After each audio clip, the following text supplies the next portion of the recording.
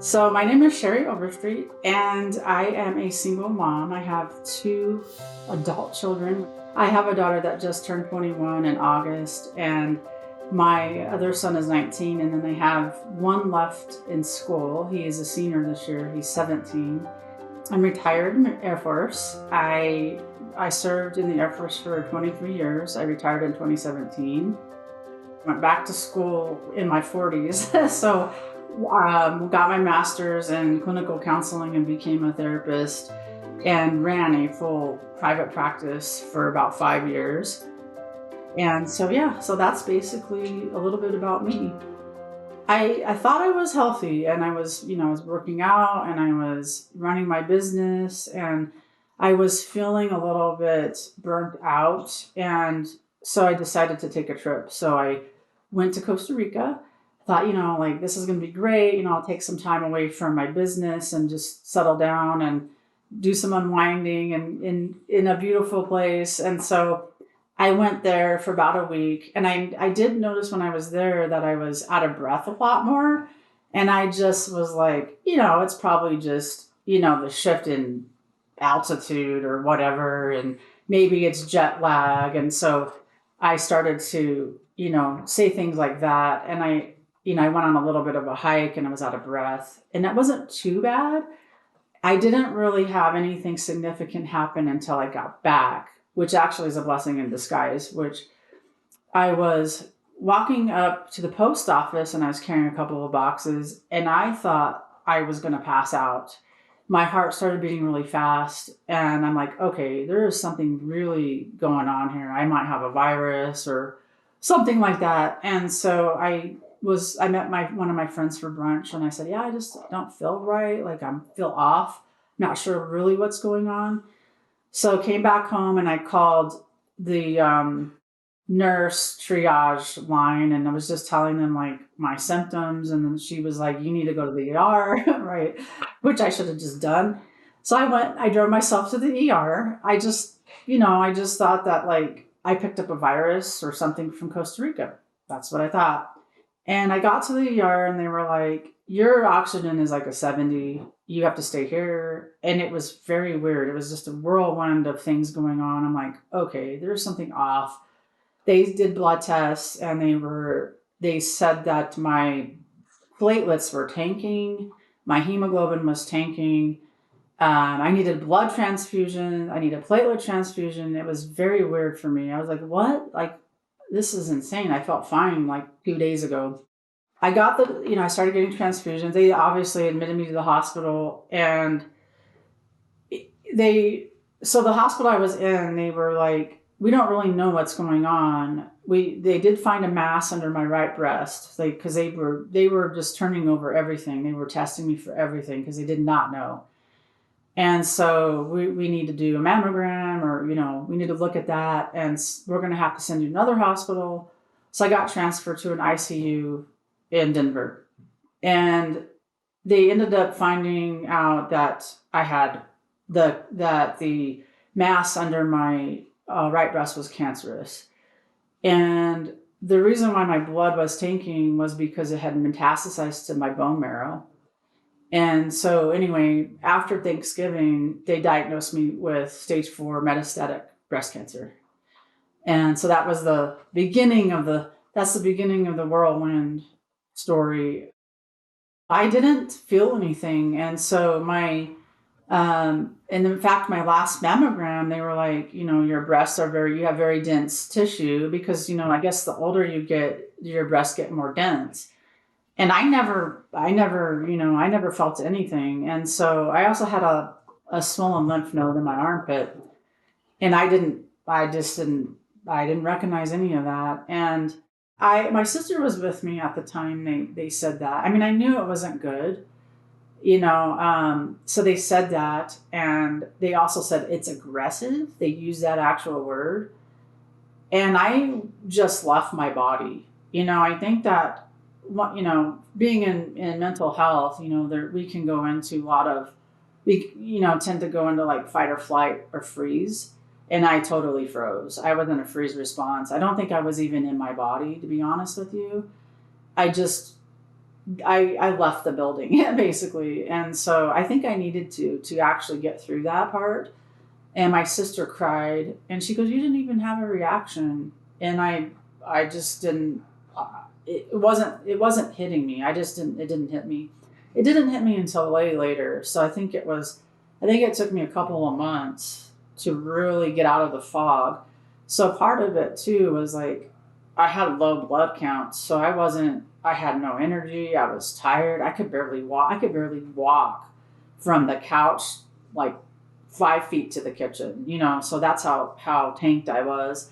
So I think part of that was why I didn't have a reaction as well, because I was just so much in the fog, and I only wanted to do was rest, and everything was wearing me out.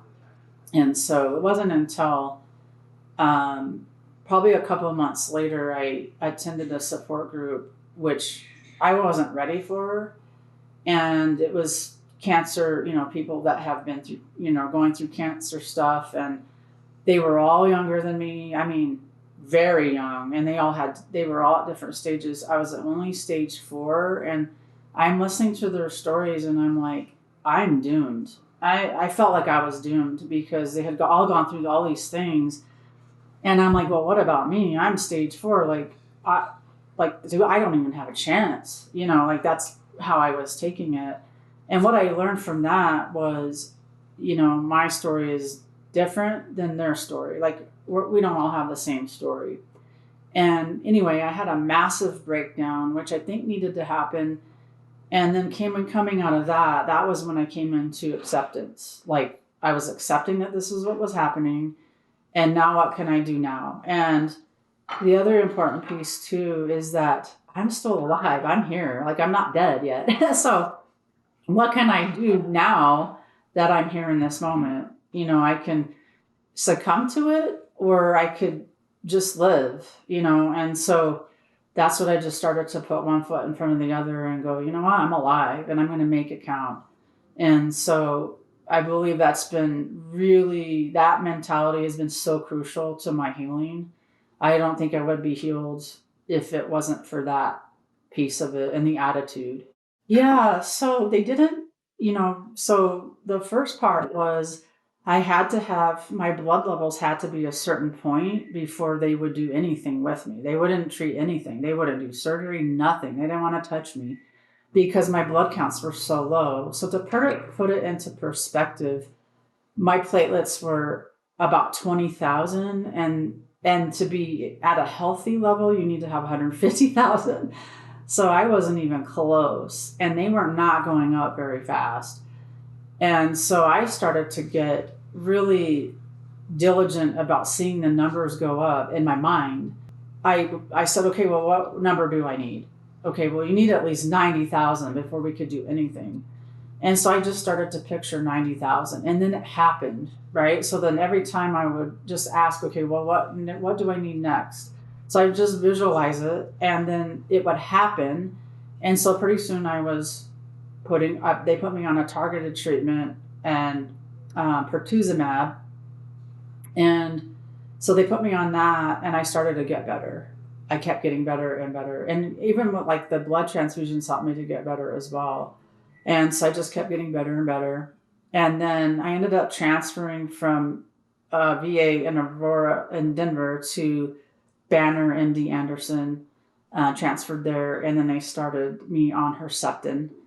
And I was on that for 12 rounds of chemo. Lost my hair, obviously. I had really long hair, lost the hair. And now it's growing back, which is great.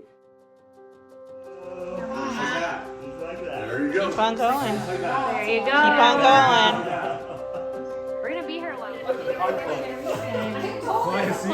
Do you have No. So I went through that part. Yeah. So I've had such great care. Sometimes I think some of the language would get to me when, one of the nurses had said, oh, it was like, yeah, it's aggressive. You're really sick. She kept using those types of words. And I was like, okay, I have to switch that in my mind, because if I focus on that, like, I'm going to just be depressed. So I just started going, okay, that's an opinion. And and a diagnosis is an opinion also. And it's like, okay, what can I do different, like within my body and myself and my mind? And I just started practicing visualizing myself healthy and on that track, like what's next? What could I visualize next?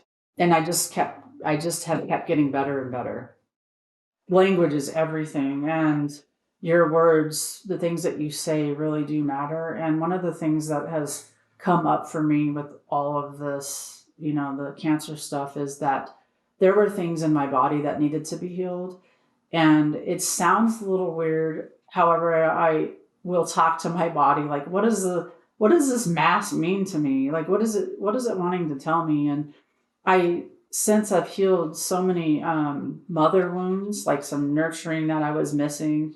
The breast is all about nurturing yourself, and I just wasn't taking good care of myself like I thought I was, and giving myself what I needed. I remember somebody goes, "What do you need?" And I automatically was like, "I don't need anything." I didn't even check in with myself to ask myself what I needed. So I think that definitely getting a second opinion, yeah, is great. And then also just realizing that stage 4 is not the end. Like, I think that when you hear cancer, at least when I used to hear the word cancer, I'm like, oh yeah, that person's just done.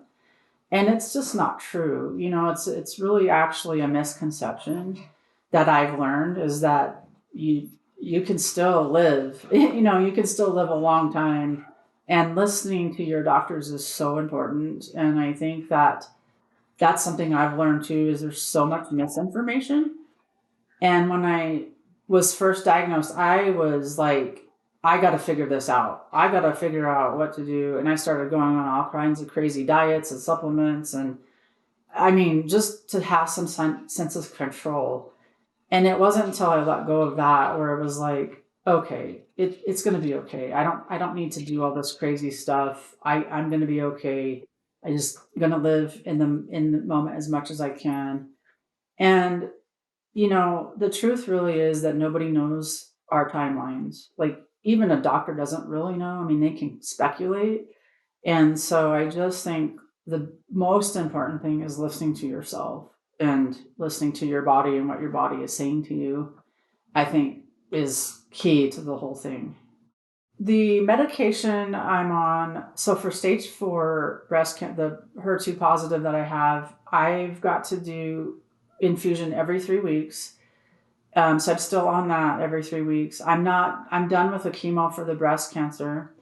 And I have had 3 PET scans since November.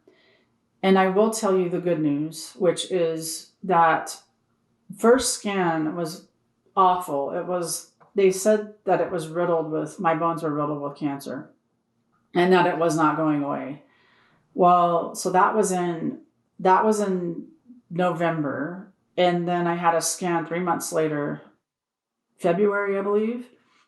There was no evidence of disease in my body. So just in that short amount of time, I had no evidence of disease in my body. Yeah, even I was like, are you sure? Like, I was even questioning it. Like, wait, are you positive? So it took me, I had the same reaction I had when I got the diagnosis. I was numb. I didn't have a reaction because I just didn't believe it. I was like, how is that even possible? So I asked the nurse, I was like, is it really, like, what do you call that? Do you call that remission? Like, what do you call this? She goes, no, it's no evidence of disease. I'm like, really? So they showed me on the scan that, like, no mass, the mass is gone.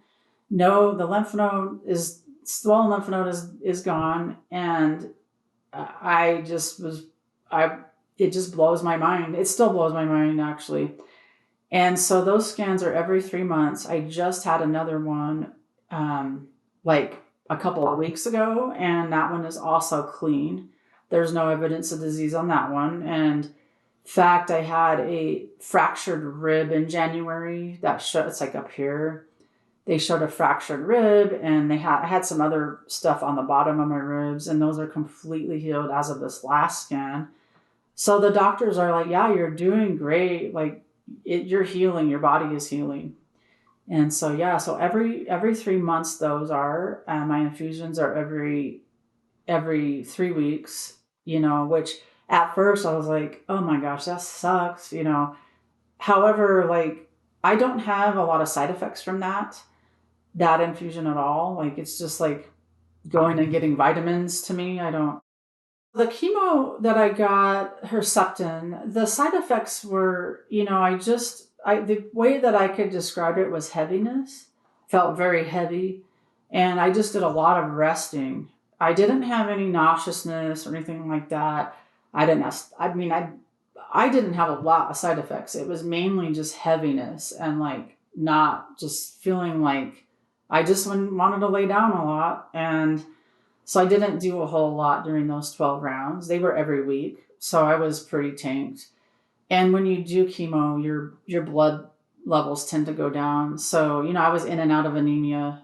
It was like a roller coaster.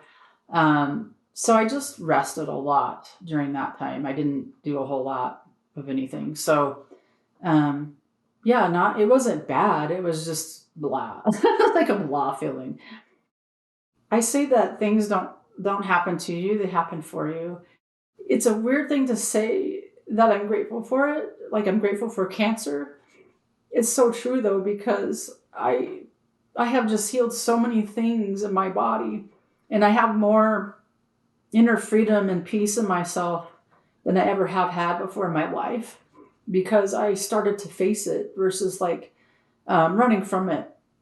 So, fear is totally happens, right? It's like, oh my God, like, what's going to happen to me and what's going to happen to my kids, and all of that is real, and it comes up, and it's like, okay, well, I have a choice. I could either face it or I could run from it.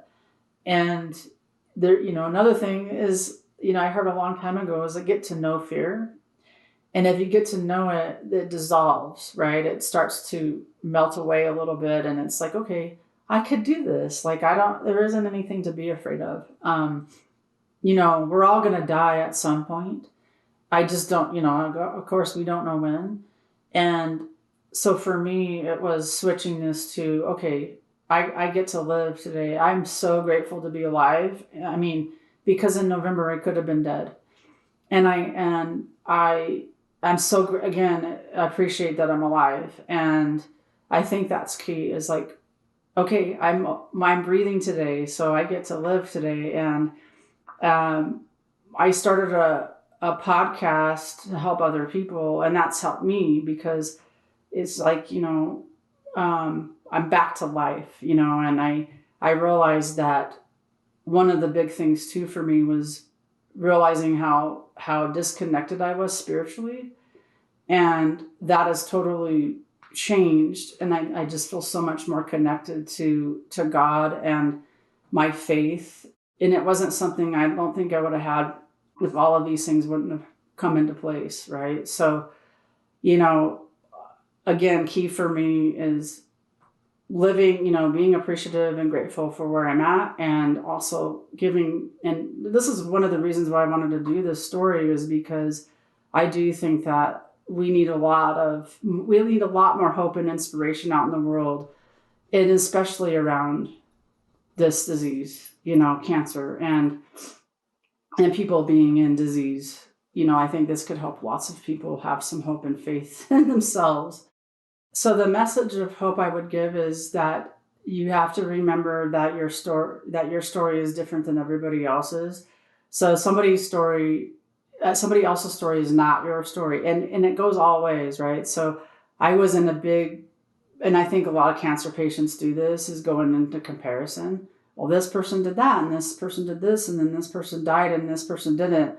And I think that the most important thing is that your story is your story. It's not it's not the same as everybody else, and your body is different than everybody else's as well. And so that's why it's so important to listen to yourself. And going along that line with, like, I had this dense breast tissue. I didn't investigate it. I was like, oh, all right. So I think the biggest thing I've learned is, like, look at your labs. Man, that is one of the most important things I could say, is look at your labs and ask lots of questions. That's one thing I've learned. It can change very fast. And so I think it's really important to investigate yourself and definitely get your exams done on time every time, and ask lots of questions, especially if you're feeling like something's off. Now, my hemoglobin was off for a long time, and the doctors downplayed that. And I was like, okay, well, I trust what they're saying, so whatever. I just didn't, I just listened. I trusted that. And I think that you should trust it to an extent, and also ask lots of questions because it's your health. So now I'm very hypervigilant. It's like, okay, my labs are this. Like, I know exactly what they mean. And so you get to learn about that part of it. So that's been really important to me. And then the other piece of advice I would give or highly recommend is have a lot of people around you to support you. And I've had so much support, and I have really good people in my corner where I'm like, hey, I need you to come with me because I don't know how I'm going to hear it. I just think that's really critical, because there's been so many times on this path where I've heard something and it's not what was said. And, even with the clean scan, it was like, I just heard like, it's getting better. I didn't hear that it was no evidence of disease. I just heard it was getting better. And so when my friend went with me, I was like, did they say what I think they said? She goes, oh yes, that's what they said. Okay, now I trust it, right? So I think having that person in your corner is really, really important as well.